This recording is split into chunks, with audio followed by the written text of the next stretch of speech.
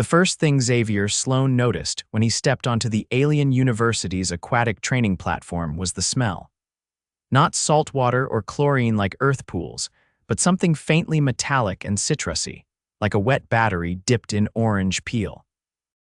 He adjusted the straps of his basic diving pack and tried not to breathe too deeply. The alien instructor, Professor Velix, hovered beside the massive water dome with a clipboard-like device in one of its 4 hands and an expression Xavier read as academic boredom. "You are Xavier Sloan," Velix said, scanning him with a narrow beam of green light. "From Earth, human, 1 lung capacity unit lower than standard, no augments, no pressure adaptation implants." "Yeah," Xavier said. "Just me, a wetsuit, and a couple of tanks." Velix shifted 2 eyes toward the dome, then back at Xavier. "Your request to participate in the subaqueous maze trial has been approved. You understand the risks." "Not fully," Xavier admitted, "but I read the brief. Navigate the maze, retrieve the marker surface. No assistance, no tech enhancements, no rescue until after the timer ends." Velix paused. "Correct, you will either succeed or fail by your own biology. Most species do not volunteer without modifications." "Well," Xavier said, checking his regulator, "humans are good at doing dumb things with confidence." The alien scribbled something on the pad. "Begin when ready. The timer starts once you submerge." Xavier stepped forward. The dome's surface tension yielded as he pushed through, his body enveloped in the dense, clear fluid. It wasn't water as he knew it, thicker, slightly resistant but breathable through his tank. He kicked downward, the weight of his gear stabilizing him as the distorted world of the maze came into view. The structure below was massive. Corridors like underwater canyons stretched in all directions, lit by bioluminescent vines hanging from the ceiling. The alien architecture was unnervingly symmetrical and disorienting. His wrist compass spun uselessly, reacting badly to the fluid's magnetic interference. He adjusted his depth gauge and flicked on the headlamp. 10 minutes in, he passed a school of translucent eel-like creatures that pulsed away at his presence. He marked the turn mentally left at the coral spire, straight past the 3-mouth statue. The maze had no floor, only walls and floating anchor points, as if it had been designed for creatures that didn't walk or swim but glided. At the 20-minute mark, Xavier's air reserve dipped to 70%. That was fine. He was pacing.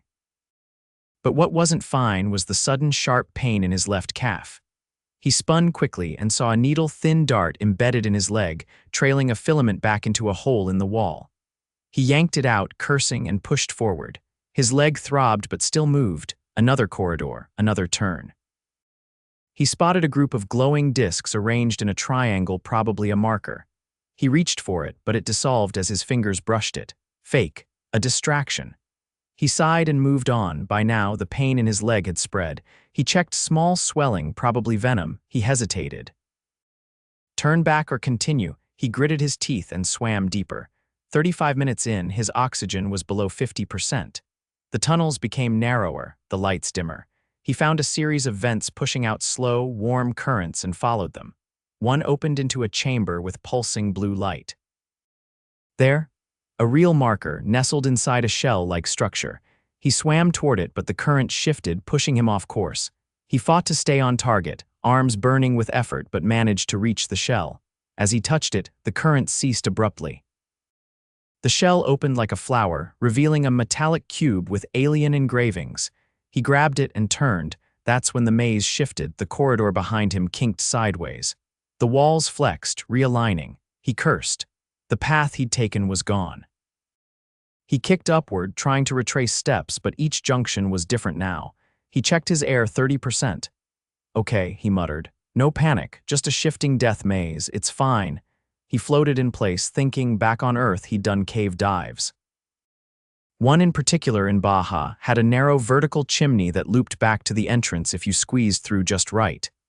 Maybe. He scanned the walls. There. A narrow vent, barely wide enough to slide into. A gamble, but everything else had changed. He took a breath and kicked toward it. Squeezing into the crevice was a slow, brutal process. His gear scraped against jagged edges. His calf cramped. He ignored it. The tunnel angled upward, then curved sharply, and then he saw it light from above. A different angle of the dome's ceiling. A maintenance shaft, maybe. An oversight in design. He didn't care. He kicked hard, ignoring the fire in his limbs. He broke the surface with a gasp, yanking off his mask and sucking in air. He was in a side pool, still inside the facility but outside the main dome. Alarms sounded. A hatch opened and two aquatic drones hovered near him. One scanned him, the other clicked a signal. Professor Velix entered moments later, followed by two assistants who looked more puzzled than concerned. Xavier coughed and held up the cube. Got it, Velix stared. You bypassed 70% of the maze. I improvised, Xavier said, wiping water from his face. There was a vent, not part of the main path, but it led here. That vent was for drainage, not intended for traversal. Well, it worked. Velix studied him. You are injured. Xavier nodded. Some kind of dart, legs numb. The assistants helped him out of the pool. One scanned his leg with a handheld device, then nodded to Velix. Venom mild, disrupts muscle function. You will need rest but no long-term damage. Xavier exhaled. Great. You did not complete the maze traditionally. But you retrieved the objective and exited within time parameters. You exploited a structural gap. That is uncommon. Do I pass? Velix tilted its head. You are the first human to attempt this trial. We did not expect you to survive. Well, Xavier said, limping slightly, humans are good at surviving things we shouldn't.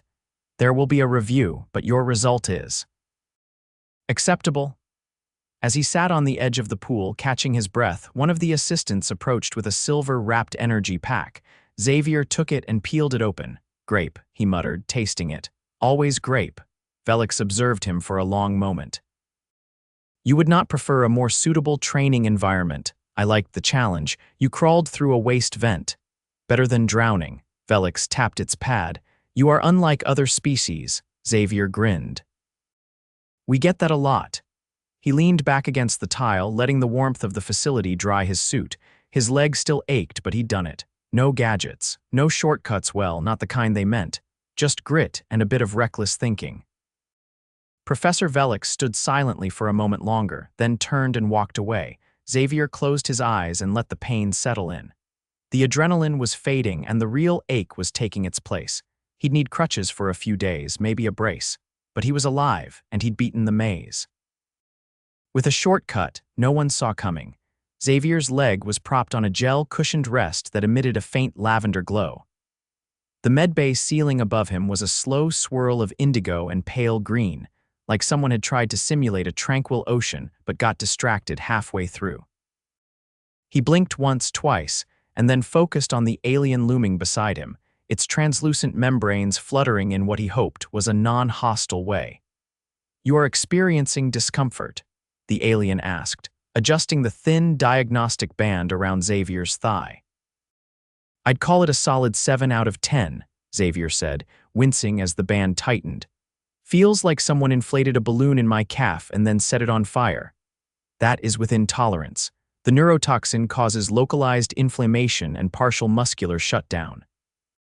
We have flushed most of it. Great. So when do I get to walk again? The alien tapped at a floating screen. Ambulatory movement in 3 days, full mobility in approximately 8. Assuming no secondary complications arise, such as misalignment of regrown tissue, fluid sac formation, or unexpected rejection of the antivenom, statistically rare. Xavier stared at the ceiling again. Comforting. A soft chime announced a new presence. Professor Velix floated into the medbay, accompanied by a different assistant, this time taller, with a semi-rigid crest that flickered with faint blue pulses. Velix didn't waste time with greetings. You will be examined further, Velix said. Your performance in the maze has triggered a procedural review. Didn't realize I was going to be reviewed like a tax audit, Xavier muttered. You bypassed a significant portion of the structure using an unorthodox path. The system is designed for adaptability, but not for breaches. I didn't breach anything. The vent was there. It was not intended for contestant access. Well, maybe you shouldn't leave your crawl spaces wide open. The assistant's crest flared, then dimmed.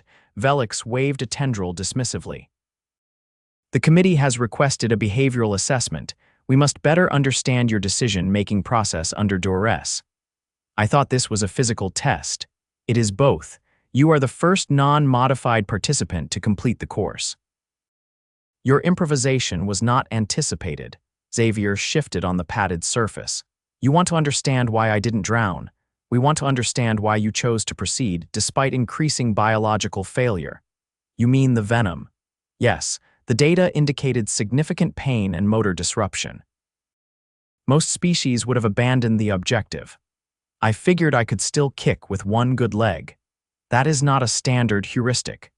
Xavier glanced at the assistant, who was now scanning his brain activity with a device that looked suspiciously like a colander wired to a dinner plate.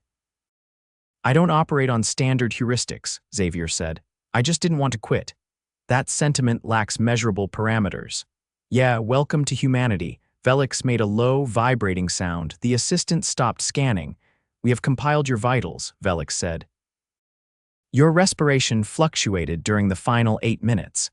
Blood oxygen dropped to borderline hypoxic levels. Heart rate peaked at 212 beats per minute. I didn't exactly have a chaise lounge down there. You were aware of the danger and you continued forward. I was aware that I was almost out of time and I didn't want to waste the effort I'd already put in. You prioritized sunk cost over survival instinct. Xavier gave a half shrug. Some people call that stubborn, others call it grit. Your species' terminology is inconsistent. Tell me about it. Velix turned toward the assistant. Prepare the next phase. We will simulate a high-pressure decision matrix and record responses. Hold on, Xavier said. I just got stabbed in the leg by an alien dart.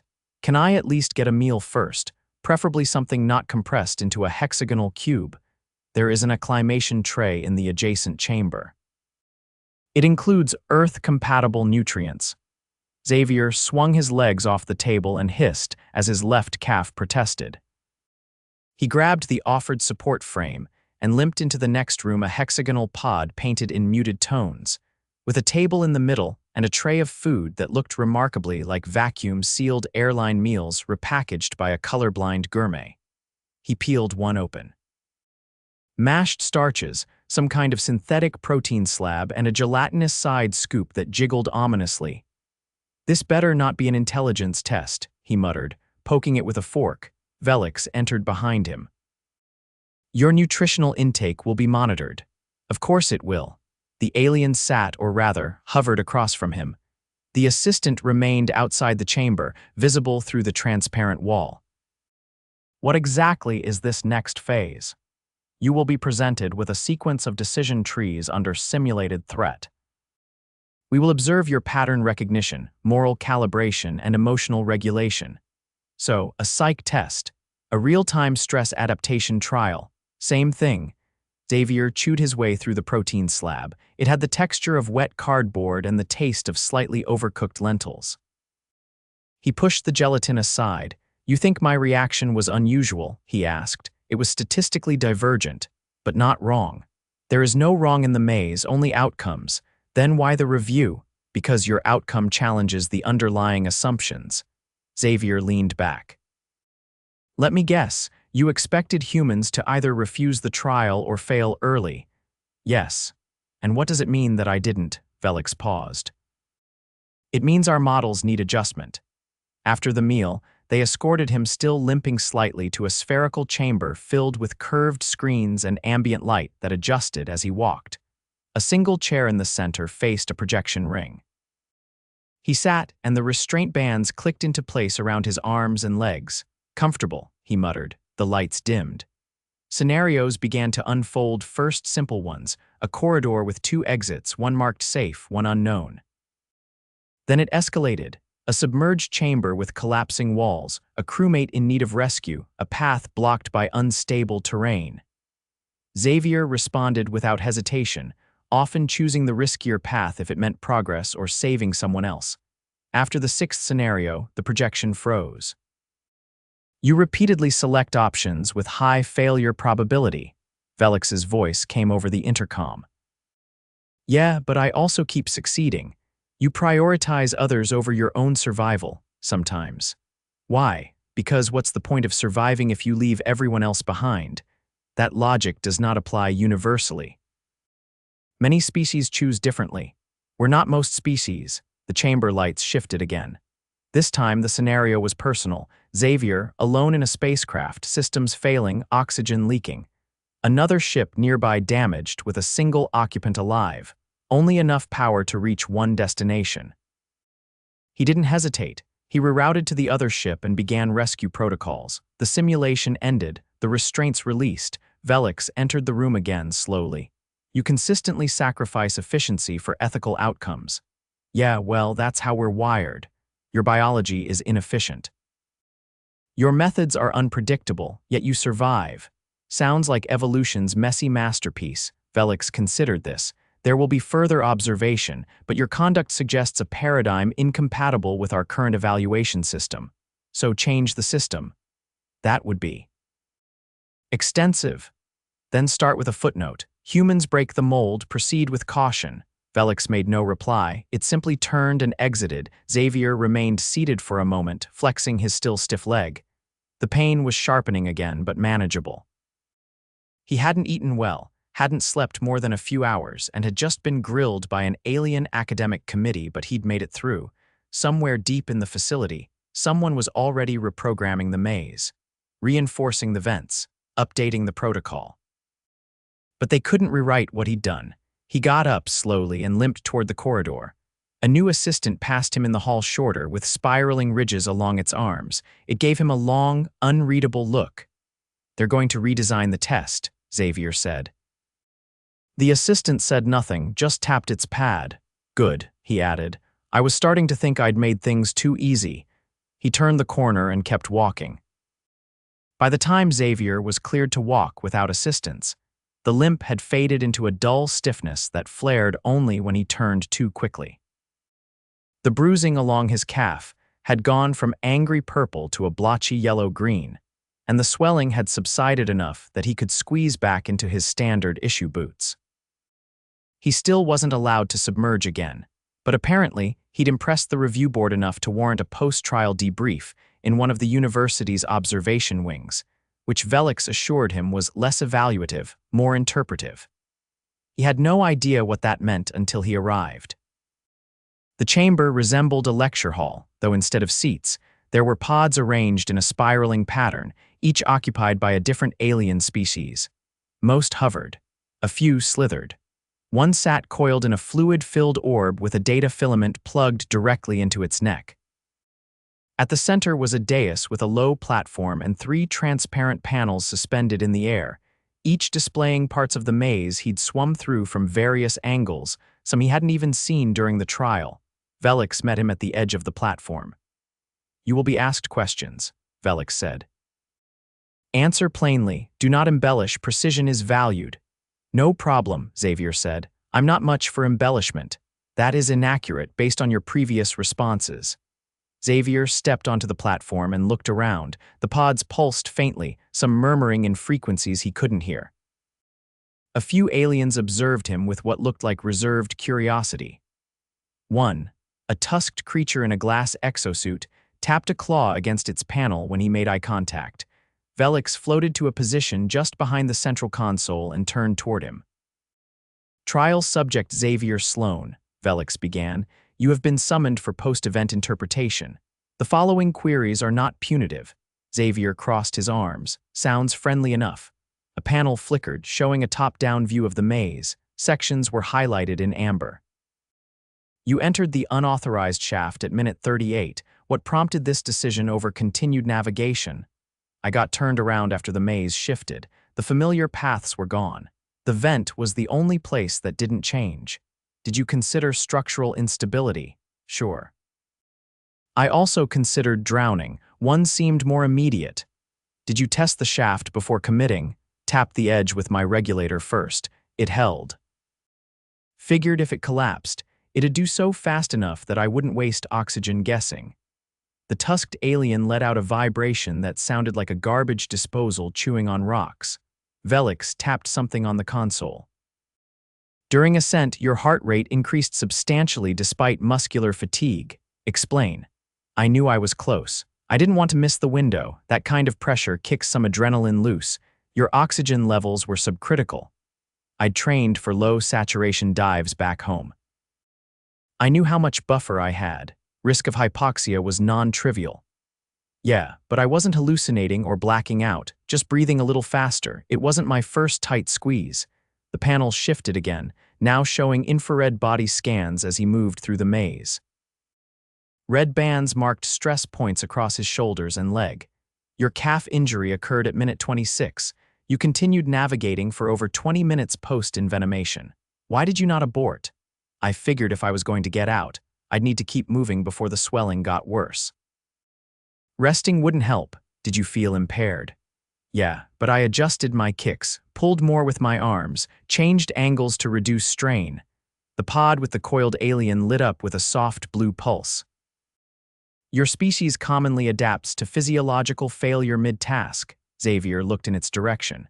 We don't like to, but sometimes we have to, especially when no one's coming to pull us out. Does pride play a role in that persistence? Not pride, more like refusal. Quitting is a decision. If you don't make it, you're still in it. Velix studied him for a moment longer before gesturing to the side of the hall. A secondary panel lit up, this one showing a list of trial participants from other species. Colored bands beside each indicated success, failure, or incomplete status. Only Xavier's line was marked in green with an asterisk beside it. Your completion is recorded, Velix said. However, your method has prompted a reevaluation of what constitutes completion. Right. Because I didn't follow the main path. Because you redefined the objective's parameters mid-trial. I didn't do it on purpose. I just didn't see another option. And yet your path was both unanticipated and effective. This is not common. Xavier exhaled slowly. You're not used to people treating the rules more like suggestions. The structure was designed to assess adaptability within controlled bounds. You exceeded those bounds. I wasn't trying to. I just didn't want to lose. A few murmurs rippled through the pods, translated into audible tones by the chambers system. Some sounded amused, others skeptical. One of the alien observers, a tall, willowy creature with 4 arms and skin like wet quartz, leaned forward in its pod. Would you repeat the trial if the vent were sealed? Xavier considered. Sure, I'd try a new route, or go faster before the maze shifts. You would accept increased difficulty if it's fair. I like a challenge. I just don't like traps disguised as tests. The quartz-skinned alien nodded once and leaned back. Velix turned off the panels. No further queries, it said. You may exit. Xavier stepped down from the platform, his boots clicking faintly against the polished synthstone. As he passed the pods, a few of the aliens gave subtle gestures, a blink, a nod, an antenna curl. At the exit, the tusked one rapped once on its panel again. He gave it a polite wave. Outside, the corridor was quieter. The assistant from his earlier recovery period waited there, holding a data slate. You are to receive summary findings, it said. Let me guess. Human did something weird. Prepare accordingly. Your behavioral patterns fall outside our optimal prediction models. However, your resilience, improvisation, and tolerance for suboptimal conditions have been noted as advantageous anomalies. Catchy. The assistant handed him the slate. Your trial status is marked as successful. You are now authorized for subsequent challenge tiers. Xavier blinked. There's more, only for candidates who exceed expectations. I didn't even know there were expectations. The assistant made a low chirp, possibly a laugh. Few ever do. He took the slate and tucked it under one arm. I think I'm good on underwater mazes for a while, he said. Maybe something on land next time, preferably with snacks. You may rest, the assistant said. No further assessments are scheduled. Good. He walked past the observation hall, down the ramp toward the habitat wing. His quarters were small, but they had a decent view of the bioluminescent garden pods. Something about watching alien flora pulse in rhythm with their own chemical cycles helped him quiet his mind. He hadn't come here expecting to make waves. He certainly hadn't expected to be dissected by a dozen species like a curious frog in a science lab. But he'd done something they hadn't planned for, and that, apparently, was enough to make them take notice. Later that evening, as the lights dimmed according to the artificial dusk cycle, He sat by the viewport with a heating pad wrapped around his calf, a cup of reconstituted coffee in hand. The taste wasn't quite right, too alkaline, but it was warm and it was quiet, and for once his body wasn't screaming. The maze had been brutal. The trial had been worse. But somehow he'd walked away with both lungs still working, a leg that would heal, and a reputation he hadn't asked for.